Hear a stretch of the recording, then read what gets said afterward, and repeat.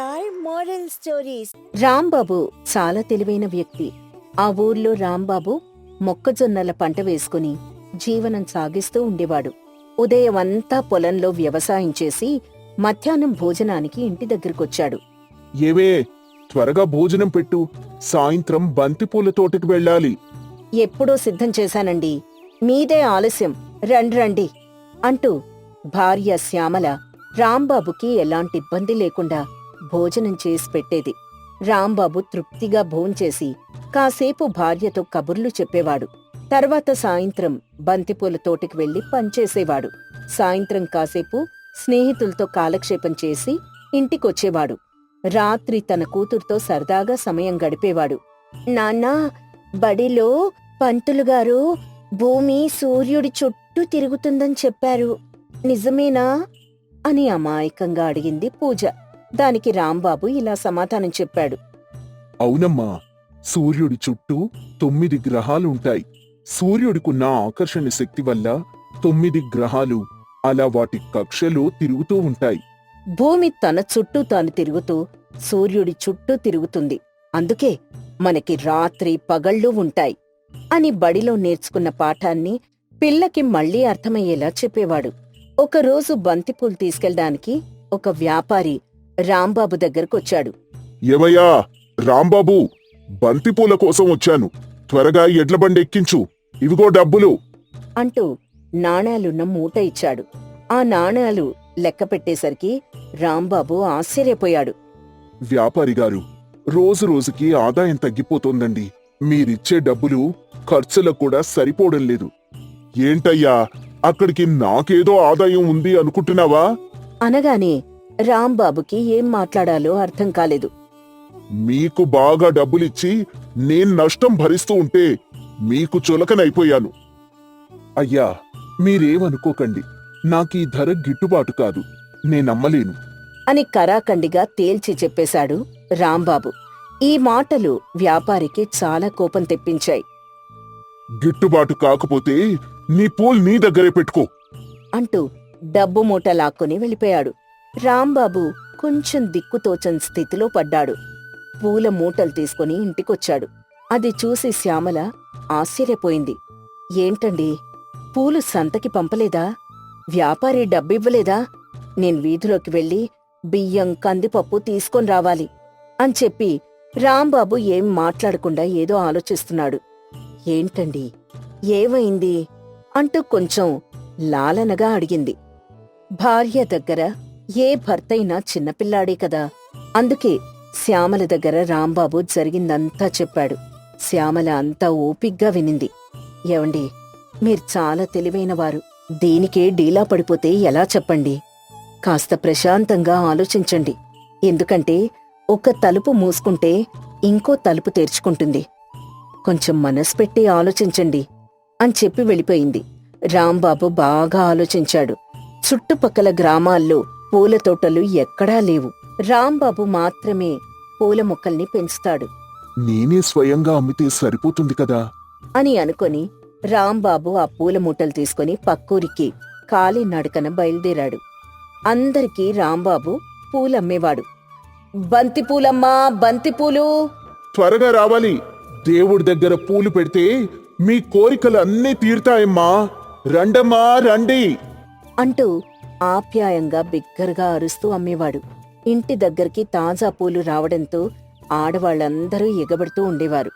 తీసుకోండక్కా, తీసుకోండి చెలమా, బంతిపూల మాలలు తోరణాలు కడితే ఇల్లు కళకళ్లాడుతుంది అని అందరితో రాంబాబు కలిసిపోయి అమ్మేవాడు. పూల వ్యాపారం బాగా సాగుతోంది. ఆదాయం కూడా బాగా వస్తుండడంతో మొక్కజొన్నని కూడా ఆయనే స్వయంగా అమ్మేవాడు. అలా వాళ్ల ఊర్నుంచి పక్కూరికి ఎప్పుడూ నడుస్తూ ఉండేవాడు. ఆ దారిలో ఒక పేదరాశి పెద్దమ్మ ఉండేది. దారి మధ్యలో చెట్టు కింద పేదరాశి పెద్దమ్మ భోజనాలు అమ్ముతూ ఉండేది. చాలామంది వర్తకులు ఆ దారిన నడుచుకుంటూ వెళ్తూ భోజనం తినేవారు. ఈరోజు నాటుకోడి పులుసు చేశాను, రండి, రండయ్యా రండి అని అరుస్తూ ఉండేది. కాని రాంబాబు మాత్రం ఎప్పుడూ అక్కడ తినేవాడు కాదు. తన భార్య ఇచ్చిన అన్నం మూటని పేదరాశి పెద్దమ్మ దుకాణం ఎదురుగా ఉన్న ఇంకో చెట్టు కింద కూర్చొని తినేవాడు. ఇదిగో బాటసారి, ఎప్పుడూ ఇంటి భోజనమేనా? ఈరోజు గుత్తి వంకాయతో భోజనం వడ్డిస్తాన్రా. ఆహా, వద్దమ్మా, నాకు భోజనం ఉంది. నా భార్య చేసి పంపింది. అంటూ భార్య పంపిన భోజనాన్ని తినేవాడు. పేదరాశి పెద్దమ్మ మాత్రం రాంబాబుతో ఎలాగైనా భోజనం తినిపించాలి అని మనసులో అనుకుంటూ ఉండేది.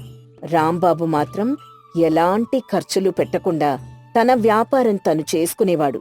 ఒక్కోసారి డబ్బంతా తీసుకుని పోవడం పేదరాశి పెద్దమ్మ చూస్తూనే ఉంది.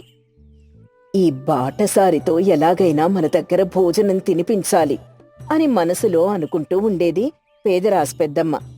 పేదరాశి పెద్దమ్మ దగ్గర రాంబాబు తినకపోవడంతో ఆమెకి క్రమక్రమంగా ఈర్ష్య, ద్వేషం పెరిగిపోయాయి. ఈ బాటసారితో ఎలాగైనా డబ్బు ఖర్చు పెట్టించాలి అంటూ మనసులో కంకణం కట్టుకుంది. ఒకరోజు ఉదయాన్నే రాంబాబు మొక్కజొన్న సంచిని సిద్ధం చేసుకున్నాడు. కాని శ్యామల నిద్ర లేవలేదు. ఏంటి శ్యామల, ఇంకా పడుకొనున్నావు? అన్నం మూట కట్టిస్తావా అని మామూలుగా అడిగాడు. దానికి శ్యామల నీరసంగా మాట్లాడింది. ఏవండి, ఒంట్లో నలతగా ఉంది. ఈరోజు ఒట్టి చద్దన్నమే ఉందండి అని చెప్పింది. అయ్యో, ఏమైంది అని కంగారుపడి జ్వరం ఏమైనా ఉందేమో అని చూశాడు. ఆచారి గారి దగ్గరికి వెళ్దాం పదా. భలే వారండి మీరు, ఈ మాత్రం దానికి అంత కంగారెందుకు అంటూ నవ్వుతూ అడిగింది. రాంబాబు ఏం సమాధానం చెప్పలేదు. కొంచెం అలసటెక్కువైందండి, అంతే అండి. కాసేపు పడుకుంటే తగ్గిపోతుంది. మీరు నిశ్చింతగా వ్యాపారం చేసుకుని రండి, జాగ్రత్త అని నవ్వుతూ చెప్పి పంపించింది. రాంబాబు సద్దన్నం మూట తీసుకుని మొక్కజొన్న సంచి తీసుకుని బయలుదేరాడు. వ్యాపారమంతా ముగించుకుని తిరుగు ప్రయాణమయ్యాడు. ఈ రోజు డబ్బుతో శ్యామల్ని ఎలాగైనా పెద్ద ఆచారి దగ్గరికి తీసుకెళ్ళాలి అని మనసులో అనుకుంటూ ఉన్నాడు. అలా వస్తూ ఎప్పట్లానే పేదరాశి పెద్దమ్మ ఎదురుగా సద్దన్నం తింటూ ఉన్నాడు. ఇదిగో బాటసారి, ఏం తింటున్నావ్ అని మామూలుగా అడిగింది పేదరాశి పెద్దమ్మ. దానికతను ఈ విధంగా సమాధానం చెప్పాడు. ఈ రోజు చద్దన్నం మాత్రమే ఉంది పెద్దమ్మా. ఇంతకీ నువ్వేం చేస్తున్నావు? చేపల వేపుడు అనుకున్నా, వాసనకి కడుపు నిండిపోయింది అంటూ వాసన్ని పీలుస్తూ తింటున్నాడు. దాంతో పేదరాశి పెద్దమ్మకి ఒక కపట ఉపాయం తోచింది. వేడితో డబ్బులు ఖర్చు పెట్టించే మార్గం దొరికింది అని మనసులో అనుకుంది. రాంబాబు భోంచేసేదాకా ఎదురుచూసింది. సరే పెద్దమ్మా, రేపు కలుస్తాను అని చెప్పి అక్కడ్నించి వెళ్లబోయాడు రాంబాబు. అదేంటి బాబూ వెళ్తున్నావ్? డబ్బిచ్చి వెళ్ళు అని అడిగింది. దానికి రాంబాబుకి ఒక్క నిమిషం నోట మాట రాలేదు. నేను డబ్బులివ్వడం ఏంటి? ఏం మాట్లాడుతున్నారు పెద్దమ్మా? ఏంటయ్యా బాటసారి కొత్తగా చెప్తున్నావు?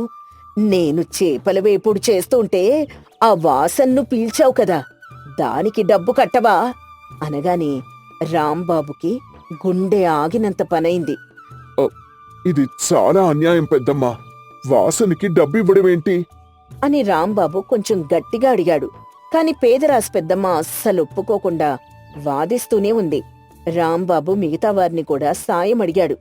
అన్నా, మీరైనా చూడండన్నా, ఈ అన్యాయం ఏంటో నాకు అర్థం కావడం లేదు.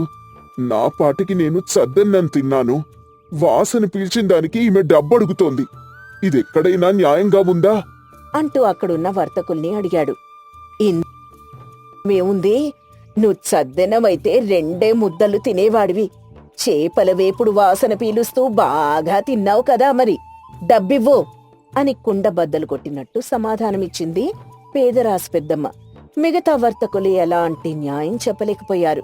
పేదరాశి పెద్దమ్మ మాత్రం డబ్బులు ఇచ్చి తీరాల్సిందే అని పట్టుపట్టింది. పేదరాశి పెద్దమ్మ కావాలని తనని డబ్బడుగుతోందని రాంబాబుకి అర్థమైపోయింది. ఎలాగైనా తెలివిగా పేదరాశి పెద్దమ్మకి సమాధానం చెప్పాలి అనుకున్నాడు.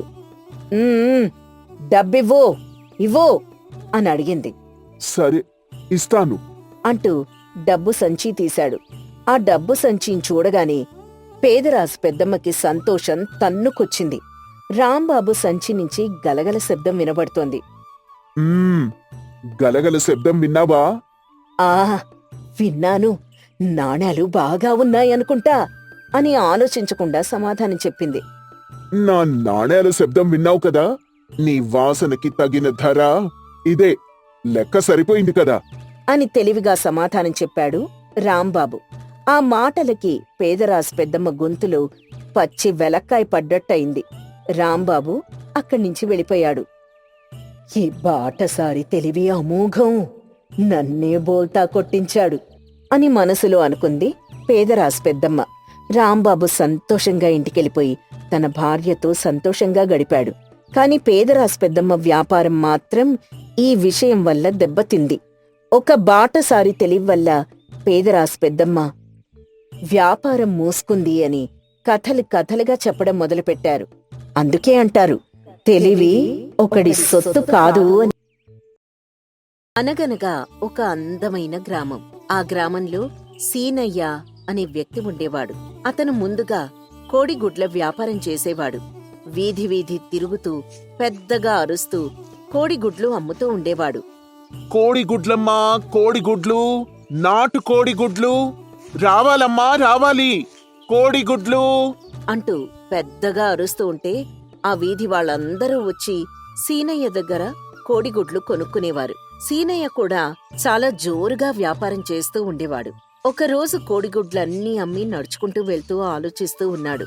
ఇంకో మాసం రోజులు ఇలాగే వ్యాపారం కొనసాగితే మా అమ్మకి బంగారు గొలుసు చేయించొచ్చు అని ఆలోచిస్తూ ఇంటికి వెళ్ళాడు. ఆ రోజు రాత్రి ఆరుబయట నవారు మంచం వేసుకుని హాయిగా నిద్రపోయాడు. ఉదయం నిద్ర లేవగానే ఒక వార్త సీనయ్య కోసం ఎదురు చూస్తోంది.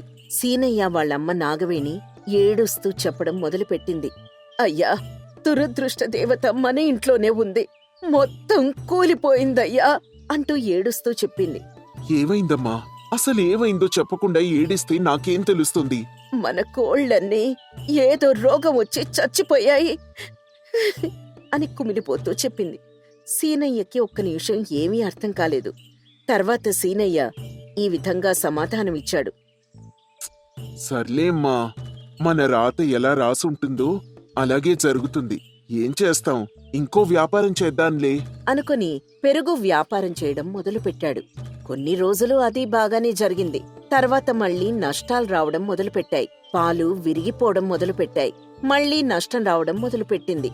దేవుడా, పెట్టుబడి డబ్బులు మొత్తం పోయాయి, ఏం చేయాలిప్పుడు అని బాగా ఆలోచించి చామంతి పూల వ్యాపారం చేద్దామని అనుకున్నాడు. ఎకరా పొలం కౌలుకి తీసుకుని చామంతి పూల చెట్లు వేశాడు. దేవుడా, భారమంతా నీ మీదే వేస్తున్నాను, అదృష్టం కొంచెం ఉండేలా చూడు తండ్రి అని దేవుడికి బాగా దండం పెట్టుకున్నాడు. కాని దురదృష్ట దేవత ఏమాత్రం తగ్గలేదు. చామంతి చెట్లకు పురుగులు పడి మొత్తం చనిపోయాయి. ఆ నిమిషం సీనయ్యకి ప్రపంచంలో ఉండే బాధంతా తనకే ఉందని అనిపించింది. ఏం చేయాలో దిక్కుతోచక సీనయ్య ఊరి బయట మర్రి చెట్టు కింద కూర్చొని ఉన్నాడు. ఏంటిది, అసలేం జరుగుతోంది, నాకేం అర్థం కావడం లేదు దేవుడా అని తల పట్టుకున్నాడు. ఇంతలో అక్కడికి సోది చెప్పే రంగం వచ్చింది. ఏంటో బాధలో ఉన్నావు, నీ తలమీద తెలియని భారమేదో ఉంది అంటూ ఏదో చెబుతూ ఉంది. సీనయ్య ఏం పట్టించుకోలేదు. మీరు ఏది పట్టుకున్నా మసవుతుంది, నష్టాలు తప్ప లాభాలు రావడం లేదు అనగానే కొంచెం నిజమే అనిపించింది. ఆసక్తిగా చూడ్డం మొదలుపెట్టాడు. దురదృష్ట దేవతని తలమీద తిష్ట వేసుకొని కూర్చుంది అనగానే సీనయ్య రంగమ్మ దగ్గరికెళ్ళాడు. నువ్వు ఏది మొదలుపెట్టినా అది మధ్యలోనే ఆగిపోతుంది అంటూ చెప్పడంతో సీనయ్యకి నమ్మకం కుదిరి రంగమ్మతో, మరేం చేద్దాం, నా తలరాత ఇలా తగలబడింది, దురదృష్టం పోవాలంటే నేనేం చేయాలి అని చాలా ఆసక్తిగా అడిగాడు. నువ్వు కొన్ని రోజులు ఏ పని చేయకూడదు, ఏ పని మొదలుపెట్టినా ఇదే జరుగుతుంది అంటూ చాలా గట్టిగా గంభీరంగా చెప్పింది. దాంతో సీనయ్య కూడా ఏం మాట్లాడకుండా అక్కడ్నించి వెళ్ళిపోయాడు. ఇక అప్పట్నుంచి ఏ పని చేయకుండా ఇంట్లోనే ఉన్నాడు. సీనయ్య వాళ్ళ అమ్మ నాన్న కూడా కొన్ని రోజులు వదిలేశారు. పోనీలే, కొన్ని రోజులు విశ్రాంతి తీసుకుంటే వాడికి కొంచెం బాధ తగ్గుతుంది అని అనుకుని నాగమణి కూడా కొన్ని రోజులు వదిలేసింది. సీనయ్య ఏ పని పాట లేకుండా సోమరిపోతులా తయారయ్యాడు. రేయ్, బారెడు పొద్దెక్కిందిరా, లేరా, నాన్న పొలానికి వెళ్ళాడులే అని తిడితే తప్ప లేచేవాడు కాదు. సూర్యుడు నడినెత్తికెక్కాక అమ్మ తిట్లతో సీనయ్య నిద్ర లేచేవాడు. తర్వాత మధ్యాహ్నం పూట అమ్మ చేసిన వంట తృప్తిగా తినేవాడు. అమ్మా, రేపు కోడి కూర చేయవే అని చెప్పి అలా మర్రి చెట్టు దగ్గరికి వెళ్లేవాడు. అక్కడ పళ్ళూడిపోయిన ముసలాళ్లతో కాసేపు మాట్లాడి అక్కడే పడుకునేవాడు. సాయంత్రం నిద్రలేచి ఇంటికి వెళ్లేవాడు. హా, అయిందా? ఊరంతా తిరిగావా అని అమ్మ తిడుతున్నా కూడా ఏం పట్టించుకోకుండా మౌనంగా ఉండిపోయేవాడు. తర్వాత ఊర్లో జాతర, తిరునాళ్లలో పండరి భజన్ లాంటివి చేస్తే అక్కడికి వెళ్లి కాలక్షేపం చేసేవాడు. తర్వాత ఇంటికొచ్చాక తినేసి అర్ధరాత్రెప్పుడో పడుకునేవాడు. తినడం, తిరగడం, పడుకోవడం ఇది తప్ప ఇంకేం లేదు కదా. ఏదైనా పని చేసుకోరా. అమ్మా, దురదృష్ట దేవత మన నెత్తినున్నప్పుడు ఏం చేసినా కుదరదమ్మా, అదంతే అని అమ్మ చెప్పినా పట్టించుకోకుండా పడుకుని నిద్రపోయేవాడు. ఎప్పుడూ ఏదో ఒక పనిచేసే సీనయ్య అలా అయిపోవడం సీనయ్య తల్లిదండ్రులకి చాలా బాధ కలిగించేది. ఏంటయ్యా వీడు ఇలా తయారయ్యాడు, ఇది చూడ్డానికా మనం బతికుండేది అని కన్నీళ్లు పెట్టుకుని ఏడుస్తూ ఉంది నాగవేణి. నాగవేణి భర్త రాధయ్య ఓదార్చి ఒక సలహా చెప్పాడు. అదేంటంటే పెళ్లి చేసుకుంటే సీనయ్య బాగుపడతాడు అని. నాగవేణికి కూడా అది నిజమే అనిపించింది. మీరు చెప్పింది సబబుగానే ఉందండి, పెళ్లి చేసుకుంటే ఎలాంటి వాళ్లైనా దారిలో పడతారు అనుకుని మంచి అమ్మాయి కోసం చుట్టుపక్కల ఊళ్ళన్నీ జల్లెడ పట్టి మరీ వెతికింది. పేద పిల్లైనా మంచి గుణవంతురాలను నమ్మి లక్ష్మీదేవినిచ్చి సీనయ్యకి పెళ్లి చేసింది. చూడమ్మా లక్ష్మి, నీ గొంతు కోశాను, నీకు మంచే చేశాను నాకు అర్థం కావడం లేదు. వాణ్ణి నీ చేతిలో పెడుతున్నాను అంటూ కన్నీళ్లు పెట్టుకుంది. తర్వాత నాగవేణి, రాధయ్య దంపతులు గుళ్ళు గోపురాలు తిరగడానికి బయలుదేరారు. లక్ష్మీదేవి, సీనయ్య కాపురం మొదలుపెట్టారు. కొన్ని రోజులు ఇద్దరూ కలిసి జీవించాక సీనయ్య తీర్ని లక్ష్మీదేవి పసిగట్టింది. ఈయన తీవ్ర నిస్పృహలో ఉన్నాడు, దురదృష్టం తప్ప తన జీవితంలో ఏం లేదు అని భ్రమలో ఉన్నాడు, ఈయనకి అదృష్టం రుచి చూపించాలి అని నిర్ణయించుకుంది. ఒకరోజు సీనయ్య ఇంట్లో ఖాళీగా కూర్చొనుండగా లక్ష్మీదేవి వచ్చింది. ఏవండి, ఒక్క నిమిషం ఇలా రండి అంటూ పెరట్లోకి తీసుకెళ్ళింది. అక్కడ చాలా అరటి పిలకలున్నాయి. ఇక్కడ చాలా ఖాళీ స్థలం ఉంది. అరటి మొక్కలు వేద్దాం అనుకుంటున్నా. మీ చేత్తో మొదటి పిలక నాటండి. నేనా? నేనెందుకే అని కొంచెం అసహనంగా అడిగాడు. నా జీవితంలో ఉన్న అదృష్టం మీరు, మిమ్మల్ని మించిన అదృష్టం ఏముంటుందండి అని చక్కగా నవ్వింది. సీనయ్యకి ఎక్కడో తీయని బాధ కలిగింది. కన్నీళ్లు బయటికి రానివ్వకుండా అదింపెట్టి మొదటి పిలక నాటి వెళ్ళిపోయాడు. లక్ష్మీదేవి నవ్వుతూ మిగతా పనంతా చేసుకుంది. నాలాంటి దురదృష్టవంతుడితో మొదలు పెట్టించిందేంటి? అరటి చెట్లు సరిగ్గా వస్తాయో రావో అని ఆలోచిస్తూ లక్ష్మీదేవి కంటే ఎక్కువగా అరటి చెట్ల కోసం తనే పనిచేశాడు. రోజు నీళ్లుండేలా చూడ్డం, పురుగు పట్టకుండా చూడ్డం చేస్తున్నాడు. కంటికి రెప్పలా చూసుకుని ప్రతి చెట్టుకి గెలలు చూపించాడు. అది చూడగానే లక్ష్మీదేవికి చాలా సంతోషం వేసింది. చూసారా, మీరు తలుచుకుంటే అదృష్టం దిగొచ్చింది అనగానే సీనయ్య ఆశ్చర్యంగా చూస్తున్నాడు. మన మీద మనం నమ్మకం కోల్పోవడం, భయపడటం, పని చేయకుండా సోమరితనంగా ఉండటం, ఇవే అండి దురదృష్టం అంటే. సమస్య వస్తే ఎదిరించడం, ప్రయత్నం మధ్యలో ఆపకపోవడమే అదృష్టం అంటే అని లక్ష్మీదేవి గట్టిగా నవ్వుతూ చెప్పింది. నిరంతరం కృషి చేస్తూ ఉంటే అదృష్టం ఆకాశంలో ఉన్నా దిగొస్తుంది కదా అంటూ సీనయ్య కళ్ళల్లో సూటిగా చూస్తూ చెప్పింది. నేనేం చేసినా నష్టాలు రావడం, బంగారం పట్టుకున్నా బొగ్గవడం అదృష్టమా? ఎవండి, కోళ్లు చనిపోయినప్పుడు ఏం జరిగిందో తెలుసుకుంటే సరిపోయేది. మీరెండాకాలంలో పెరుగు వ్యాపారం మొదలుపెట్టారు కాబట్టి పాలు చెడిపోతాయి. వీటిని దురదృష్టం అనుకుంటే ఎలా అండి? మీరొక్కసారి మనసు పెట్టి చేయండి. అదృష్టమేంటి, అమృతం కూడా మీ కాళ్ల కిందకొస్తుంది అని ప్రోత్సహిస్తూ చెప్పింది. తెలియని శక్తేదో సీనయ్య శరీరంలోకొచ్చింది. లక్ష్మి, నేను అదృష్టవంతుణ్ణో దురదృష్టవంతుణ్ణో నాకు తెలియదు, కానీ నువ్వు మాత్రం నా అదృష్ట దేవతవి అని మనస్ఫూర్తిగా చెప్పి పనిచేయడం మొదలుపెట్టాడు. ఎకరా పొలం కౌలుకి తీసుకుని అరటి చెట్లు నాటి వ్యాపారం మొదలుపెట్టాడు. లక్ష్మీదేవి సాయంతో లాభాలు సంపాదించాడు. తీర్థయాత్రల నుంచి రాగానే మారిన కొడుకుని చూసి నాగవేణి మురిసిపోయింది. కోడలు లక్ష్మీదేవిని గుండెలకి ఆనందంగా హత్తుకుంది.